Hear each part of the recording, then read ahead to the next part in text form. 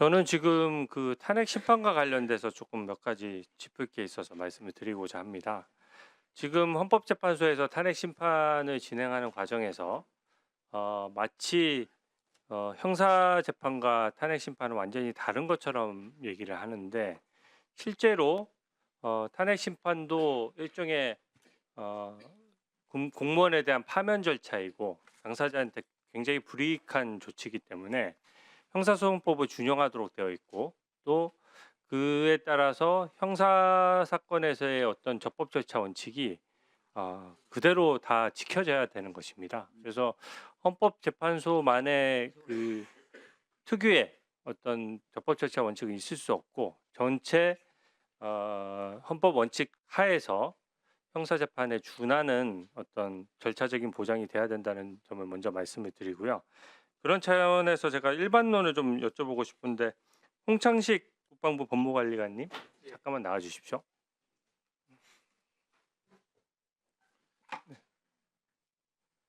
네, 반갑습니다. 예. 그 관리관님께서는 그 고등 군사법원장 출신이시죠? 예, 그렇습니다. 네, 또 변호사이시기도 하시고 군사법원에서 재판도 많이 하셨을 것 같은데 맞습니까? 예. 네. 그 일반적인 형사 재판에 대해서 조금 여쭤보려고 하는데, 군사법원에서 재판 어느 정도 하셨습니까? 뭐 연도로 따지면. 관리자로 했었기 때문에 한 2년 정도 했습니다. 네. 그 법원에서 재판하는 과정에서 또 군사법원에서 하는 거에 요새 민간 재판과 거의 동일한 수준의, 오히려 또 더 신경 쓰는 적법 절차가 제가 지켜지는 걸로 알고 있는데, 그 피고인의 반대 신문권을 행사할 때 뭐 초시계를 두고 시간 제한을 한다든지 그렇게 하는 일이 있습니까? 그렇게까지 막하게는 하지 않습니다. 또한 수사 재판 서류 같은 걸 송달할 때 이제 당사자가 집에 없거나 하면은 이제 그 송달이 불능되면서 한 번씩 재판이 조금씩 다음 길로 넘어가기도 하잖아요. 근데 소송 서류를 송달하는 즉시, 그러니까 발송하자마자 송달된 것으로 보는 발송 송달을 적용해서 재판한 적이 있습니까? 그런 사례까지는 제가 뭐 기억이 없습니다. 네, 아니 직접 경험한 것 중에는 그런 사실이 예, 경험한 중에는 없습니다. 예, 저도 20년 이상 재판에 참여했는데 한 번도 본 적이 없어서 여쭤보는 겁니다. 또 그 재판 기일을 잡을 때 당사자가 다른 재판을 받고 있으면 그 기일을 동시에 잡습니까? 아니면 그 기일을 피해서 잡습니까? 사정에 따라서 다르고 뭐 조정해서 잡습니다. 네, 당연히 기일을 조정해서 잡아야 되겠죠. 또 그 보통 재판을 할 때 이제 그 군 검찰에서 수사했던 기록이 넘어오지 않습니까? 예. 그러면 그 수사 기록 같은 경우에 증인 신문을 다 거쳐서 반대 신문권을 보장한 다음에 수사 기록을 재판장이 봅니까? 아니면 재판장이 수사 기록을 먼저 본 다음에 증인 신문을 합니까? 증인신문 다음에 봅니다. 증인 신문을 다 한 다음에야 수사 기록을 받아볼 수 있는 것이죠. 예, 그렇습니다.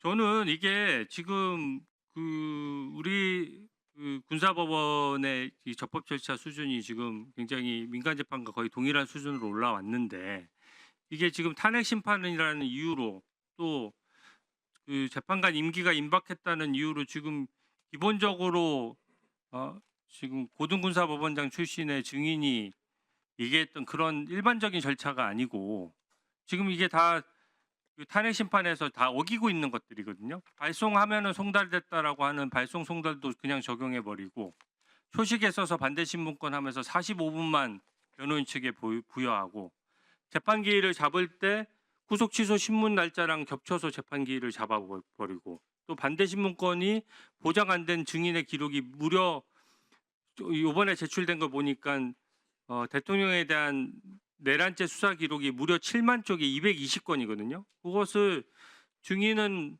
대통령 측 증인을 9명만 받아주면서 이 7만 쪽이 220건 가까이 되는 수사 기록을 다 보고 들어온다 그러면 예단에 의한 재판이 제대로, 예단을 가지기 때문에 재판이 공정하지 않다라고 생각하고요. 또 다른 관행에 대해서 하나 물어보겠습니다. 그 재판 기록을 하거나 군 검찰의 수사를 할 때요, 압수수색 영장이나 그 통신 영장이 그 판사에 의해서 기각되는 경우도 당연히 있겠죠. 예. 예. 그럼 기각된 경우에 기각된 영장들도 다 수사 기록에 첨부되는 것이 원칙 아닙니까? 그렇게 알고 있습니다. 네, 일부러 빼내는 경우는 없는 것이죠. 예.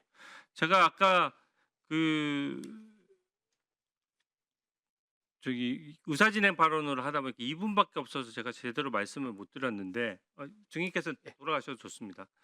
제대로 말씀 못 드렸는데 이게 이 공수처에서 어떤 통신영장이든 압수영장이든 어떤 거를 중앙지방법원에 청구했다가 기각된 것이 사실이라고 하면 그게 꼭 그 대통령에 대한 영장 아니더라도 대통령 주변인이나 참고인에 대한 영장일 수도 있거든요. 그 어떤 영장이 청구됐다가 기각됐다라고 하면 당연히 투명하게 그 기각된 영장도 기록에 붙어 있어야 되는 것이고 다음에 영장을 보는 판사도 그 기록에서 그 기각된 영장을 보고 아 이래서 이 어떤 압수영장이 기각됐구나. 그러면 나는 이번 영장에 대해서 어떻게 봐야 되겠다. 이렇게 종합적으로 판단을 하는 절차거든요. 근데 지금 만약에 검찰 수사 기록에서 1년 번호가 일치하지 않고 영장 중에 일부라도 중앙지방법원에 청구했다가 기각됐거나 또 그런 사유로 검찰에 넘기지 않은 어떤 자료가 있다라고 하면 저는 이것은 전체 그 공수처 수사를 전체가 불법으로 돌아갈 수 있고 그때 수집된 증거가 독과독수 원칙에 따라서 전부 다 불법 증거로 넘어갈 수 있는 아주 중차대한 사안이라고 생각합니다. 더더군다나 지금 공수처는 계속해서 이것을 어떻게 보면 계속 말을 빙빙 돌려온 거거든요. 계속 국민적인 의구심이 있으면은 만약에 떳떳하다 그러면 압수영장이든 통신영장이든 구속영장이든 그 누구에 대한 영장이든 한 번도 중앙지방법원에 청구된 적이 없다 이렇게 얘기할 수 있어야 되는데 대통령에 대한 체포영장, 압수영장은 청구한 적 없다. 그때마다 말로서 피해가고 있기 때문에 이거를 다음에 꼭 바로잡도록 하겠습니다.